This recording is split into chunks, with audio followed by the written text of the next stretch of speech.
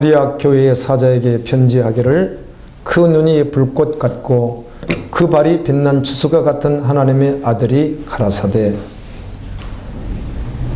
두아드리아 교회에 편지하기를, 두아드리아라고 하는 지역은 당시에 자주 옷감 생산지로 아주 유명했다고 그래요. 현재는 터키의 아키사르라고 하는 시가 있습니다. 터키의 아키사르라고 하는 그 시가 바로 두아드리아 성입니다. 사도행전 16장에 보면 빌립보 지역에서 사역을 하던 바울이 안식일 날 누가와 실라와 바나바와 함께 기도할 곳이 없는가 해서 나갔다가 강가에 나갔더니 강가에 여인들이 앉아 있는 것입니다. 그곳에서 두아드리아 성에 있는 옷감 장사 누디아라고 하는 여인을 보게 되는데, 바울이 하나님의 복음을 증거했더니 누디아의 마음을 하나님이 열어주셔서 그 복음을 듣게 됩니다. 그리고 바울의 일행을 그의 가정으로 초청하여 온 가족이 세례를 받습니다. 바로 그 지역이 두아드리아 성입니다. 이곳에 두아드리아 교회가 있었던 것입니다. 에베소, 버가모 교회 이렇게 중간 지역이나 다름없는 바로 그 지역에 두아드리아 교회가 있습니다. 바로 그 교회에 편지하는데 이 주님의 모습을 이렇게 말씀합니다. 주님의 눈이 불꽃 같았다. 주님의 눈을 봤더니 불꽃 같은 것이에요. 불꽃. 다른 번역 성경은 화염을 쏟아내는 것 같았다. 이 눈에서 하염, 뜨거운 불이 막 쏟아서 나오는 것 같았다. 이렇게 또 번역하기도 합니다. 다니엘서 7장 9절에 보면 내가 보았는데 왕자가 놓이고 하늘나라입니다. 옛적부터 항상 계시니가 자정하셨는데 그 옷은 희기가 눈 같고 그 머리털은 깨끗한 양털 같고 그 보좌는 불꽃이요, 이 보좌가 불꽃이요, 이렇게 말씀합니다. 이사야 66장에다 보면 하나님의 보좌를 말할 때 불꽃이요 이렇게 말하고 불꽃을 타고 오셔서 불로 심판하리라 이렇게 말씀하기도 합니다. 데살로니가후서 1장 7절도 환난받는 너에게 우리 함께 안식으로 갚으시는 것이 하나님의 공이시니 주 예수께서 저희 능력이 천사들과 함께 하늘로부터 불꽃 중에 나타나실 때 이 불과 함께 나타나신다는 거죠. 요한계시록 19장 12절에 그 눈이 불꽃 같고 예수님의 눈은 불꽃 같았다는 겁니다. 요한이 부활 승천하셔서 보좌에 계시는 주님의 모습을 올라오라 해서 가서 이렇게 주님을 다 보게 되죠. 주님을 보았더니 요한계시록 1장에 보게 되면 머리는 희기가 양털 같고 눈같이 흰 거예요. 예수님의 머리털이 그렇습니다. 눈은 불꽃과 같고 이 발은 풀무에 단련한 빛난 주석과 같고 이래 불로 이렇게 뭘 만들기 위해서 하는 어떤 청동과 같은 그런 모습이었다는 거죠. 예수님의 음성은 맑은 물소리와 같고 입에서는 좌우에 날선 검이 나오고 얼굴은 해가 힘있게 비치는 것 같았습니다. 이게 예수님의 모습이었습니다. 눈은 불꽃 같고 그 발은 빛난 주석과 같은 하나님의 아들이 가라사대 이 발은 하로에 달궈진 청동과 같았다는 것입니다. 그분이 가라사대, 그분이 말씀하는 것입니다. 요한계시록 2장 19절에 예수님께서 내가 너 사업과 믿음과 섬김과 인내를 아노니 내 나중 행위가 처음 것보다 많도다 이렇게 말씀합니다. 내 사업을 안다. 여기서 내 사업이라고 하는 말은 주님을 위하여 하고 있는 일을 말하는 것입니다. 주님을 위해서 행한 행위를 말하는 것이에요.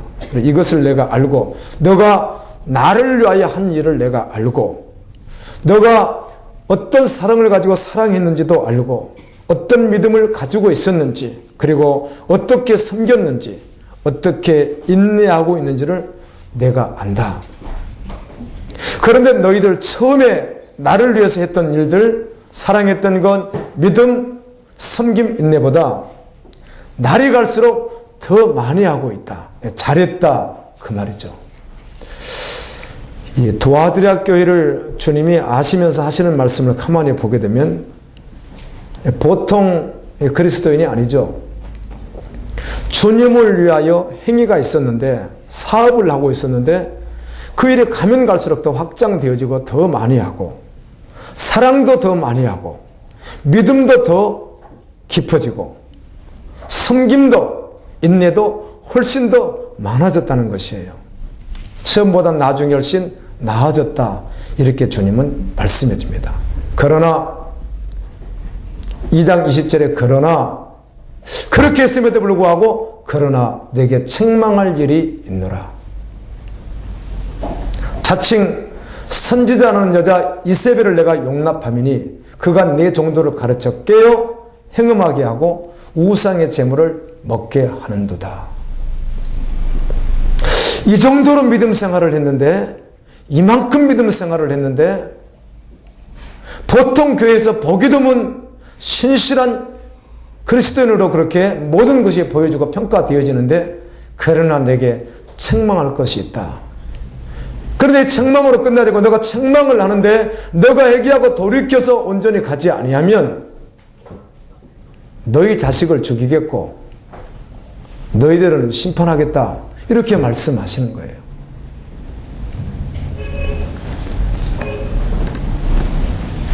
보통 교인들하고 대화를 하면 어렵습니다. 왜요? 대화가 통하지 않으니까요. 복음을 말하면 알아듣질 못합니다. 자기가 믿는 믿음이 전부인 줄 알고 자기 식대로 신앙생활을 합니다. 대화가 되지 않습니다. 많은 목회자들하고 대화를 해보면 복음으로 함께 달려가지 않는 분들하고는 대화가 거의 되지 않습니다. 내가 하는 말과 자기가 하는 말이 자기는 같다고 생각하면서도 전혀 다른 말을 하기 때문에, 복음이라고 하는 말을 하고 십자가를 말하고 하나님 나라를 말하는데 전혀 성경적이 아니기 때문에 대화가 되지 않을 때 너무너무 힘들 때가 있습니다. 여러분, 주님의 말씀을 들을 수 있기를 예수님의 이름으로 축원합니다. 여러분이 지금 신앙생활이 처음보다 점점 더 깊어졌습니까? 주님을 위한 사역이 더 많아지셨습니까? 더 열매가 있습니까? 한번 생각해 보시고요. 믿음 생활도 더 잘하고 계십니까? 주님을 더 많이 더 사랑합니까? 더 인내하고 있습니까? 주님을 섬기고 지체들을 섬김에 있어서도 더 많이 섬기십니까? 바로 이런 자들이 두아드리아 교회 성도들이었어요. 지체들이었다는 거예요. 그런데도 불구하고 주님은 책망하셨다는 겁니다. 이 정도 됐는데도 책망하셨어요. 거기서 돌이키지 않으면 너희 자식을 죽이겠다는 거예요. 거기서 돌이키지 않으면, 오늘 말씀이 그렇죠? 그렇지 않으면 너희들을 심판하겠다는 것입니다. 도대체 주님을 어떻게 따라야 되는지 주의 음성 여러분 귀에 들려졌으면 좋겠습니다. 그러나 내게 책망할 일이 있노라. 버가목 교회는 이 발람이라고 하는 세속주의에 빠진 이 목회자를 따라가다가 우상숭배하고 하나님을 멀리하고 음란한 존재가 되었던 것에 대하여 책망하셨고, 돌이키라, 그렇지 않으면 그들에게 심판하겠다, 이렇게 말씀하셨다면, 이 두아드리아 교회도 거의 비슷한 장르이긴 하지만 자칭 선지자라고 하는 이세벨, 자칭 선지자라고 하는 이세벨을 너희들이 따른다, 그것을 용납한다, 너희들이 그렇게 믿음생활을 한다고 했음에도 불구하고 그 영역 부분에서는 내려놓지 못하고 그것을 따르고 있다, 주님이 그걸 지적해 주시는 거예요. 주님이 그래서 책망하셨어요.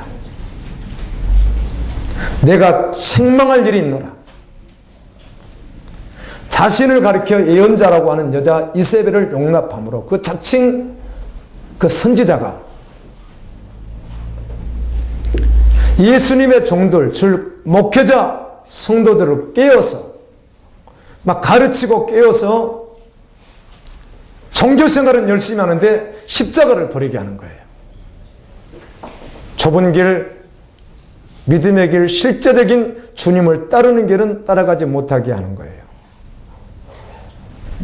그리고 자아를 추구하는, 세속주의 가치에 의해서 자아를 추구하는 종교로 혼동시키도록 만드는 일을 이 자칭 선지자 이세벨이 했다는 것입니다. 그 결과로 두아드라 교회에 어떤 상황이 벌어지게 됐는가 하면 간음을 하게 되는 거예요. 실제적 간음도 있었고 영적인 간음도 있고 존재적 음란한 자로 빠지는 거예요. 그리고 우상의 재물을 먹게 하는 거예요. 탐심을 부르게 하는 거. 탐심은 우상 숭배입니다. 아멘. 탐심은 우상 숭배예요. 결국 탐심을 가지고 있는 자는 구원받지 못합니다. 마음의 욕심이 다 없어져 버리는 것이에요. 아멘.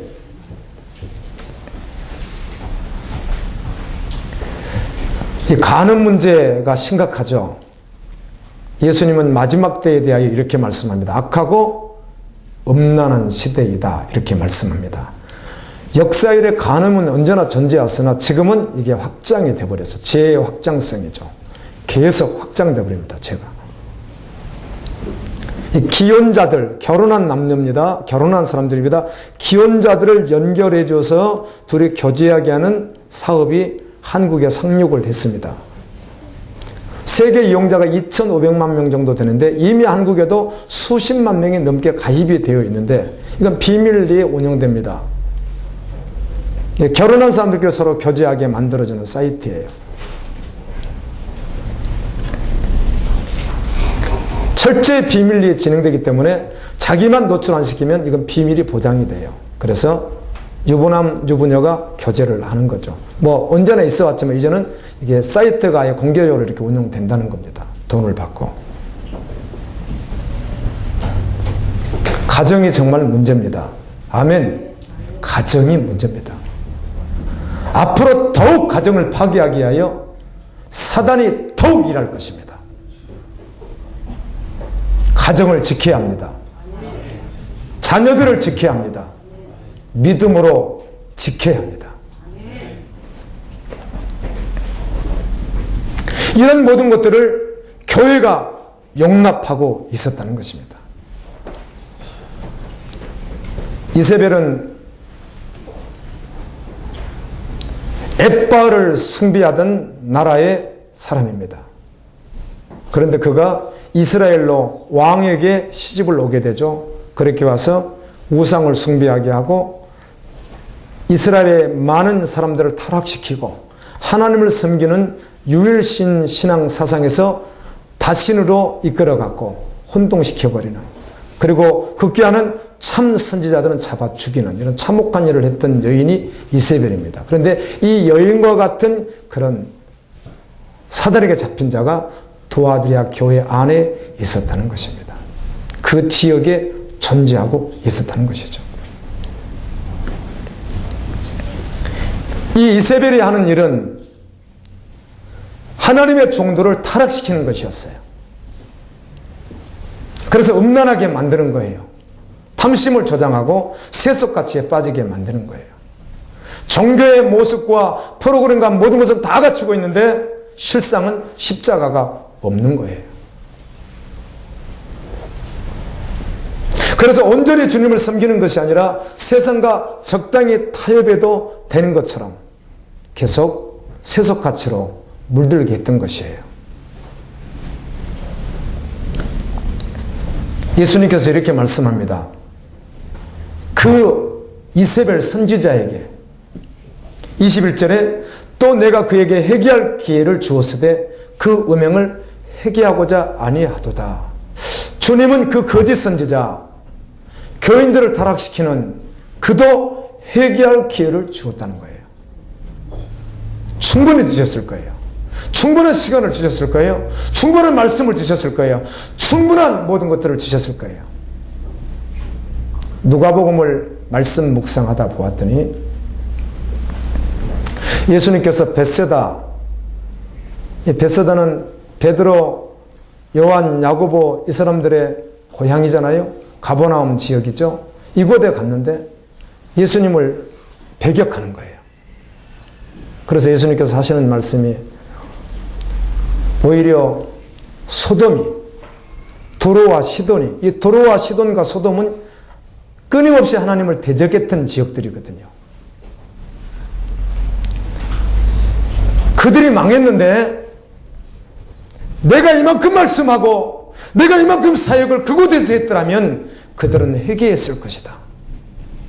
그런데 너희들은 나를 보면서 이 말씀을 들으면서 하나님이 하시는 일을 보면서도 왜 믿지 않느냐? 왜 회개하지 않느냐? 너희가 마지막 시대에 그들보다 견디기가 어려우리라 이렇게 말씀합니다. 여러분, 말씀 듣는 게 부족하십니까? 성경 말씀 아는 게 부족합니까? 말씀을 너무 부족하게 들어서 너무 모르십니까? 그렇게 말할 수 없다고 생각합니다. 아멘. 매 순간마다 여러분은 말씀을 듣고 있기 때문에 그렇습니다. 충분히 주셨어요. 충분히 기간을 주시고 충분히 말씀을 주셨어요. 그리고 회개하라는 거예요. 기회를 주었다는 거예요, 주님이. 그런데 그 이세벨이 회개하기를 거절했다는 것이에요. 예수님께서 이 땅에 오셔서 가장 먼저 하셨던 말씀이 마태복음 4장 17절에 이렇게 말씀합니다. 회개하라, 천국이 가까이 왔느니라. 아멘. 베드로를 통하여 어떻게 우리가 구원받을까라고 가슴을 치는 그들에게 이렇게 성령님은 말씀해 주십니다. 베드로가 가로되 너희가 회개하여 각각 예수 그리스도 이름으로 세례를 받고 죄의 사함을 얻으라. 그리하면 성령을 선물로 받으리니. 로마서 2장 5절 말씀해 보면 다만 내 고집과 회개치 아니한 마음을 따라, 너 고집과 회개하지 않는 마음을 따라 진노의 날, 곧 하나님의 의로우신 판단이 나타나는 그날에 이 말 진노를 내가 쌓았다.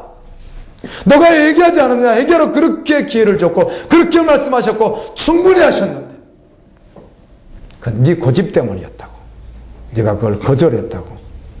그래서 진노의 날, 심판받는 그날 진노를 받게 하여 너가 쌓고 있었다. 이렇게 말씀합니다. 계시록 2장 5절은 그러므로 어디서 떨어진 것을 생각하고 회개하여 처음 행위를 가지라. 만일 그리하지 아니하고 회개치 아니하면 내가 내게 임하여 내 첩들을 그 자리에서 옮기리라. 언제 옮겨버릴지 우리는 아무도 모르죠. 우리 회개해야 될 줄로 믿습니다. 회개란 뭐라고요? 입술로 고백하고 그 길에서 돌이켜버리는 거예요. 아멘. 그냥 버리고 내려놓고 돌이켜버리는 거예요. 그래서 삶이 정리되는 거예요. 아무도 몰라요. 언제 그런 일이 일어날지. 지금은 은혜를 구해야 될 때일 줄로 믿습니다. 회개하며 은혜를 구하십시오. 해결을 하지 않는 거예요, 그가. 2장 22절은 이렇게 말씀합니다. 볼지어다 내가 그를 바로 그 이세벨 선지자를 말한 것입니다. 내가 그 이세벨 선지자를 침상에 던질 터이요. 이 침상이라고 하는 말은 다른 번역 성경들은 병상이라고 되어 있습니다. 그 말은 이제 죽을 때까지 누워 있는 거죠. 그곳에서 누웠다가 세상 떠나는 걸 말하는 거죠. 죽을 자리로 간다는 말입니다. 침상에 던질 터이요. 또 그로 더불어 이세벨의 그 사상과 함께 같이 가는 자들, 간음한 자들도 만일 그의 행위를 회개치 아니하면 큰 환난 가운데 던지고, 회개하지 않는 선지자를 침상에 던져서 즉 죽음으로 던진다는 것입니다. 또 그와 더불어 그의 사상과 함께 가는 도아드리아 안에 있는 교인들, 그들도 만일 회개하고 돌이키지 아니하면 큰 환난에 던지겠다. 다니엘서 12장 1절에 보면 그때 내 민족을 호위하는 큰 군주 미가엘이 일어날 것이요 또 환난이 있으리니 이는 개국 이래로 그때까지 없던 환난일 것이며 그때 내 백성중 책에 기록된 모든 자가 구원을 받을 것이라. 아멘. 생명책에 기록된 자들 구원을 받는 그날에 개국일이 없었던 그 환난에 회개하지 않고 돌이키지 않는 자들은 들어가게 될 것이라는 거죠. 마태복음 24장 21절에 이는 그때 큰 혼란이 있겠습니다. 창세로부터 지금까지 이런 환란이 없었고 후에도 없으리라. 이 환란이 있습니다. 아멘. 그래서 그 환란 가운데 던지겠다 이렇게 말씀합니다.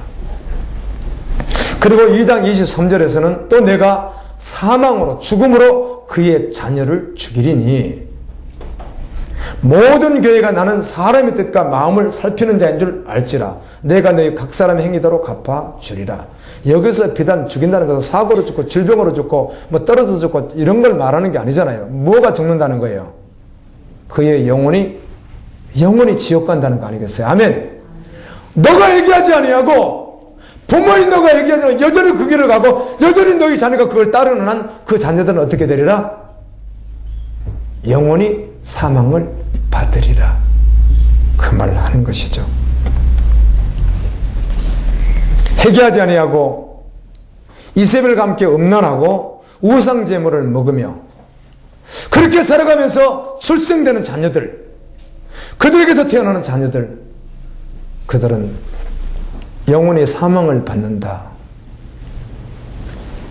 부모가 자녀를 구원으로 이끄는 것이 아니라 도리어 어디로 이끌어버려요? 지옥으로 이끌어버린다는 것입니다. 부모가 자녀를 얼마나 무서운 경고인지 몰라요. 여러분 지금 말세입니다. 정신 차리고 깨어 있어야 될 줄로 믿습니다. 자녀 성공 위하여 기도하는 기도보단 영혼을 위하여 기도해야 됩니다. 주님 오심을 기다리며 이 땅에서 주님의 의를 따라서 그 좁은 길을 걸어가라고 그렇게 준비시키고 그렇게 기도하고 그렇게 함께 달려갈 때인 것입니다. 예수님은 그렇게 말씀합니다. 각 사람의 행위대로 갚아주리라. 3분짜리 그 증인의 영상 보면서 가슴이 뜨거워지네요. 사람답게 살아라. 예수님 자녀답게 살라. 그냥 지금 버려라. 이렇게 그냥 말하잖아요. 아는 거 지금 그냥 버리라고. 뭐 두말할 것 없이 그냥 버리라. 이렇게 말하는.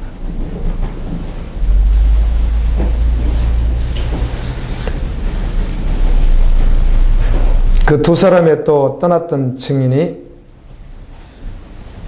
얼마나 또 감동을 주는지. 어린 양인 자기들이 그 고난을 통하여 주님 나라를 위하여 그 길을 걸어감으로 말미암아 마지막 결말에는 말일에는 그날에는 주님 오시는 그날에는 주님 앞에 서는 그날에는 주님이 무엇을 주실 것이다? 상을 주실 것이다. 이렇게 말씀하는 주님만 바라보는 주님의 마음을 품고 주님의 애통하는 심령을 가지고 그렇게 나아가는 그 지체들의 모습이 참 귀하네요. 부끄럽습니다. 많이 부끄럽습니다.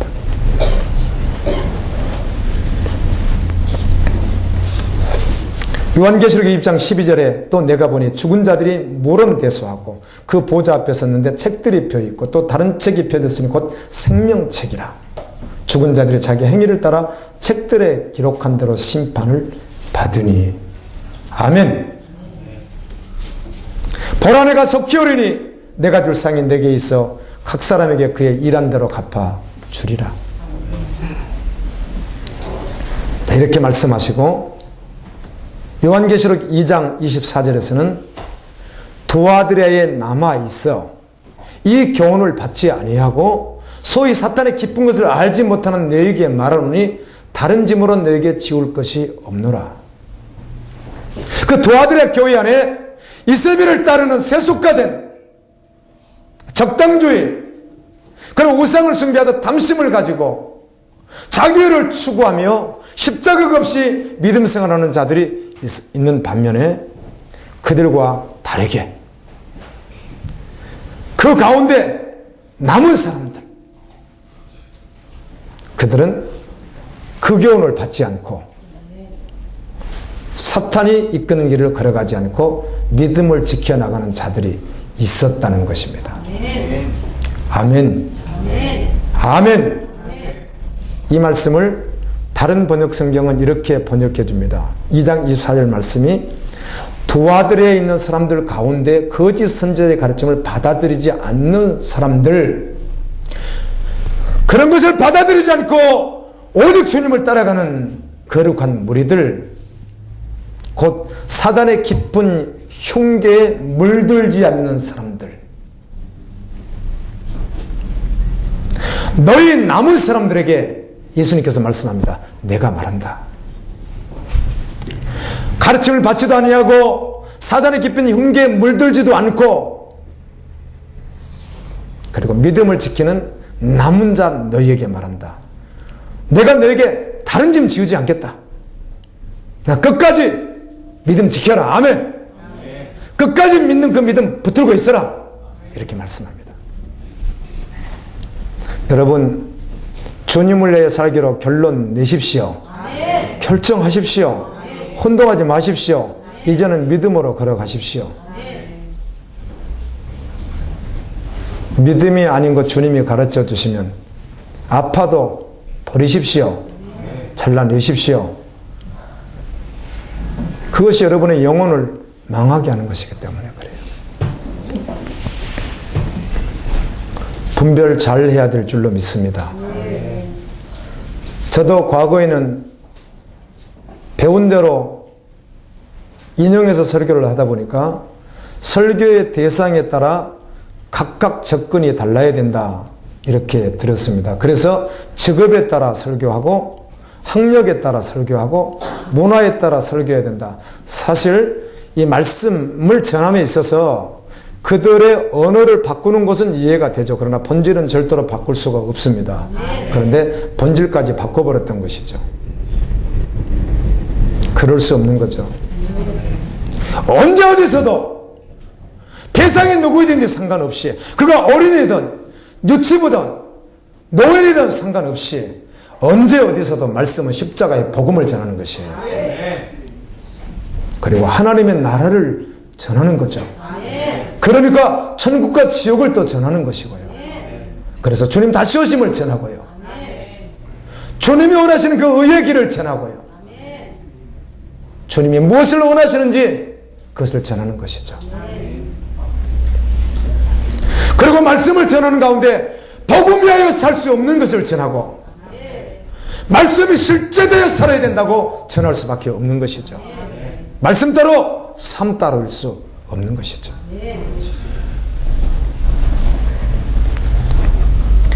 예수님을 믿는 사람이 어떤 사람이어야 된다고 분명하게 전해야 되죠.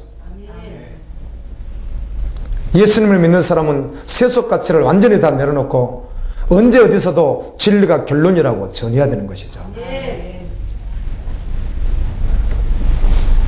주님 오실 날이 멀지 않았습니다. 정말 호련히 들림이 있을 것입니다. 지난 주간에는 들림에 대해 나 자신을 한번 묵상해 봤더니 신실하던 주의 종들이, 성도들이 보이지 않는, 그리고 나와 함께 신앙생활했던 여러분들 가운데 또 남아있는 분들이 같이 얼굴을 보고 있을 때 어떤 생각이 들까, 그런 마음이 들더라고요. 혹시 남았다면 그래도 용기를 내야지, 환난에 들어가서 죽음을 이겨내야지, 아마 이렇게 서로 이루어하지 않을까, 그런 생각도 해보고요.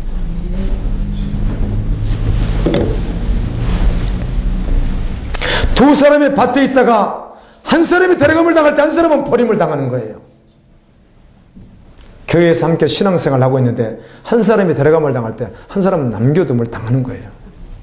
어떤 성도는 환난 날에 비난처럼 하나님 인도하셔서 그 조막으로 장막으로 어린 양 연인자체로 인도받았을 때 가지 못한 사람은 버림을 당하게 되는 거예요.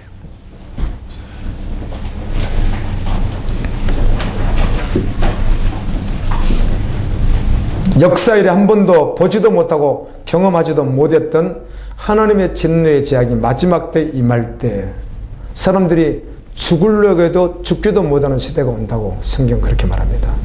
그 환난을 통과해야 된다는 거죠. 간혹 요한계시록을 강연하는 분들의 메시지를 간혹 들어보면 판타지 소설처럼 설교를 하고 꼭 안 일어날 것처럼 다른 사람 이야기하듯이 이런 경우를 간혹 들어보게 되는데 아닙니다. 반드시 성경대로 이루어집니다. 그날은 반드시 옵니다. 성경에 기록된 그대로 이루어집니다. 요한계시록 1장 1절도 예수 그리스도의 계시라 이는 하나님이 그에게 주사 반드시 속히 될 일을 그 종들에게 보이시려고 그 천사를 그 종 요한에게 보내어 지시한 것이라. 반드시 되어질 일. 바로 내가 속히 오르니 이 책의 예언의 말씀을 지키는 자가 복이 있으리라 하더라. 바로 내가 도둑같이 오르니 누구든지 자기를 깨어 지켜 옷을 지켜 벌거벗고 다니지 아니하며 자기의 부끄러움을 보이지 아니하는 자가 복이 있도다. 이렇게 주님 말씀해 줍니다. 그리고 두아드레 교회에 남아 있어서 이세벨을 쫓지 않고 사단의 그 깊은 결악에 빠지지 않고 여전히 말씀이 결론되어 걸어가는 그들에게 주님은 2장 25절에 이렇게 말씀해 줍니다. 다만 너희에게 있는 것을 내가 올 때까지 굳게 잡으라. 아멘. 굳게 잡으라. 굳게 잡으십시오. 흔들리지 마십시오. 결정됐으면 그냥 그 길을 가십시오. 가다가 죽어도 가는 거고 살아도 가는 거고 높이면 높은 대로 낮으면 낮은 대로 상관없습니다. 그냥 가는 겁니다. 천국이 사실이라면 그 믿음의 삶도 실제돼야 되는 것입니다. 아멘. 천국은 천국이고 내 삶은 따로일 수 없다는 것입니다. 천국도 실제고 어린 양의 혼인잔치도 실제고 들림도 실제고 대하림도 실제고 하나님의 심판도 실제고 하나님의 상주임도 실제라고 한다면 잘 믿어야 합니다. 지금 정말 잘 믿을 때입니다. 잘 믿어야 됩니다.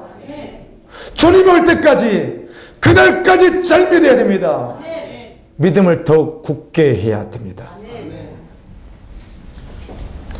이것들을 증거하신 이가 가라사대 내가 진실로 속히 오리라 하시거늘 아멘 주 예수여 오시옵소서. 두아들에 남아있는 자들 그리고 애기하고 돌이킨 자들 그들에게 2장 26절은 이렇게 말씀해 주십니다. 이기는 자와 끝까지 내일을 지키는 그에게 만국을 다스리는 권세를 주리니. 아멘. 이기는 자와 끝까지 내일을 지키는 그에게 만국을 다스리는 권세. 만국은 민족을 말합니다. 다른 번역 성경들은 민족으로 번역을 했습니다. 이기는 자와 끝까지 내일을 지키는 그에게 민족을 다스리는 권세를 주리니. 이것은 천년 왕국에서 일어날 일입니다. 첫째 부활에 참여하여 주님과 함께 천년 동안 왕노를 할 때 그때 민족을 다스리는 권세를 받게 되는 것입니다. 아멘. 계시록 2장 27절은 그가 철장을 가지고 이긴 자, 끝까지 말씀을 지킨 자, 회개하고 돌이켜서 걸어가는 자, 그가 철장을 가지고 저희를 다스려 질그릇 깨뜨는 것 같이 하리라. 나도 내 아버지께 받은 것이 그러하니라. 주님이 가진 권세를 그에게 주겠다는 것입니다. 천년왕국에서 이런 영화를 누리게 될 줄로 믿습니다. 천년왕국에서 아무도 이를 대적할 자가 없습니다. 그리고 이 땅에서도 실제된 자는 지옥의 문을 어때요? 사단의 문을 부셔버리는 자이니까. 아멘. 이 땅에서도 그 권세는 유효한 것입니다. 그러나 우리가 눈에 보이기는 천년왕국에서 완전히 드러날 것이나 이 땅에서도 실제되어 타협하지 아니하고 회개하고 돌이켜 끝까지 이기며 말씀 지켜 나가는 그는 이 땅에서도 여전히 동일하게 이 세상을 지배하는 자로 아멘. 다스리는 자로 복음으로 그렇게 살아가게 되는 것입니다. 이게 하나님의 권세요 예수님의 권세인 것입니다. 2장 28절에 내가 또 그에게 새벽별을 주리라. 요한계시록 12장 16절에 보면 나 예수는 교회를 위하여 내 사자를 보내 이것들을 너에게 증거하게 하였노라. 나는 다윗의 뿌리와 자손이니 곧 광명한 새벽별이라 하시더라. 언제나 말씀은 어디로 가요? 예수님께로. 아멘. 예수님 자신을 주시겠다는 겁니다. 여러분 예수님이면 충분하겠죠? 그분 안에 온 우주 만물뿐만 아니라 영원한 모든 세계까지 다 있습니다. 주님 자신이 함께 하겠다는 거죠.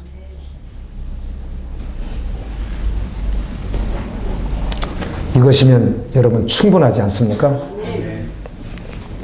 2장 29절에 귀 있는 자는 성령이 교회들에게 하시는 말씀을 들을지어다.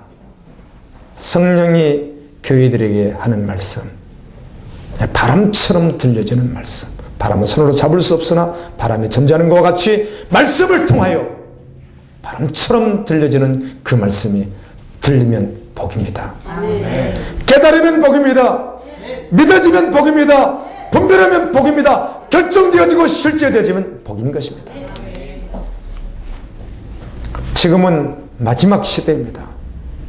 악이 더욱 이 세상을 살인과 간음과 속임과 미움과 탐심으로 몰고 갈 것입니다.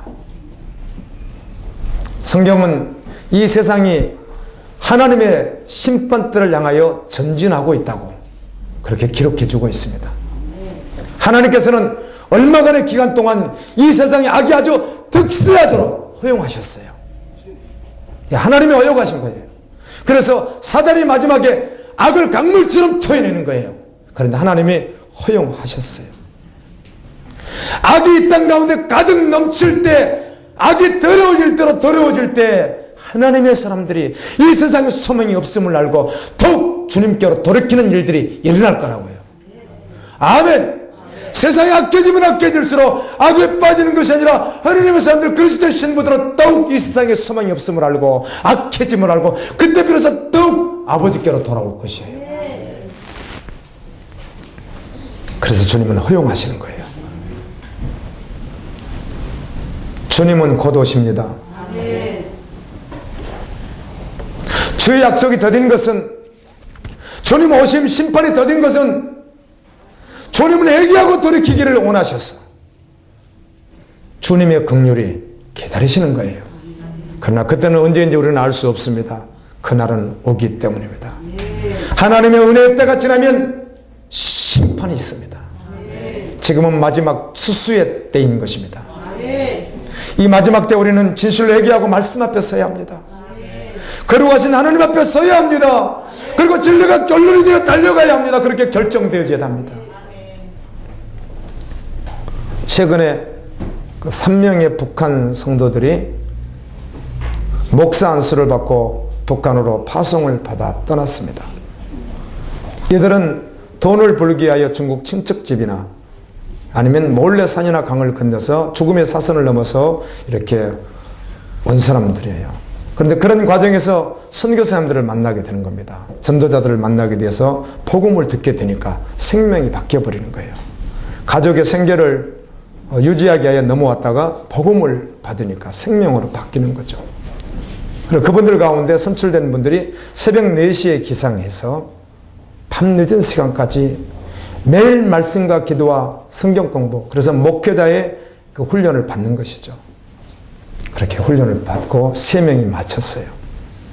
아직 공식적으로 밝혀진 건 아니지만 목회자가 대해서 들어가는 경우는 이렇게 파송된 분들은 극히 없지 않겠느냐 이렇게 보는 분들도 있습니다. 근데 이분들이 이렇게 북한으로 가게 되는데 이들의 파송식 날에 파송 예배를 드리는 거죠. 안수하면서 그때 그들도 울고 아멘. 이제는 복음으로 다시 북한 땅에 들어가 하나님의 사람들을 찾는 영혼을 구하는 일로 주께 내 생명을 올려드렸습니다. 그 이유만 죽음의 소굴로 다시 들어가는 그들이 또 울면서 감격하며 주님 앞에 고백하는 그때 또 파송하는 분들도 함께 울면서 기도로 올려드렸는데 이걸 제가 보면서 사도행전의 안디옥 교회에서 금식하고 바울과 바나바를 파송하기 위하여 기도했던 모습들이 기억이 나더라고요. 그렇지. 주님이 주신 생명이 어떤 생명인데 북한 가족을 먹여 살리기 위하여 죽음의 사선을 넘어 중국에 왔으나 복음을 받고 나니 그것이 전부가 아니라 더 실제가 있었다는 것이죠. 더 확실한 생명이 있었다는 것이죠. 그 생명을 받고 다시 들어가는 거예요. 이기는 자와 끝까지 내 일을 지키는 그에게 만국을 다스리는 권세를 주리니 하나님